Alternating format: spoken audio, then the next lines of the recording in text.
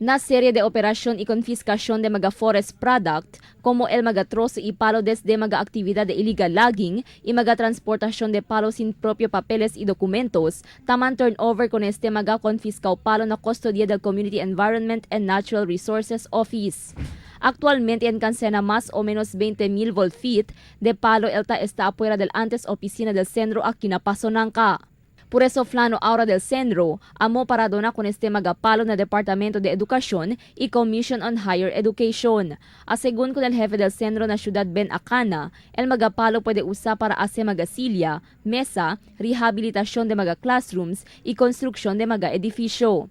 El down policy na DNR, no, regarding confiscated forest products, akil no makaso, no. El damon priority ay dali kami si donation na DepEd pati CHED, purposely for schools, school chairs, armchair, tables, no, mga kosa pa na mga nisita sa eskwela. Pero antes con este puede donar, debe pa según pasar na propio proceso. Tarequiri el centro con el DepEd y CHED para someter na di la oficina el request letter. Somete también según el school plan y el plano proyecto onde usa con magapalo.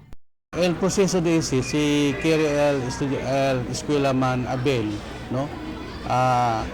They have to submit yung sketch plan del cosa sila project kere. Si table ba o repair the eskwela, sketch plan, space bill of materials to be signed by a civil engineer or master carpenter, no? This space man submit sila si nadila school superintendent, this space school superintendent nila man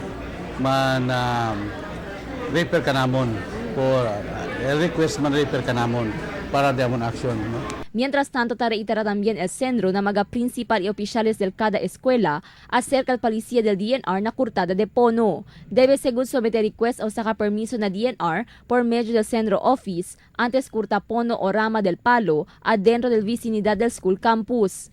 Regarding also aquel mga planted trees, no, within the school campus of the schools, no, si kailangan si corta man trim el rama or corta el puno por casa kinibestan pilit ilin na pins or pilit ilin na building, no, just write a request to cut address our office, no, so that we could send people to inspect yung tree subject of the request to be cut.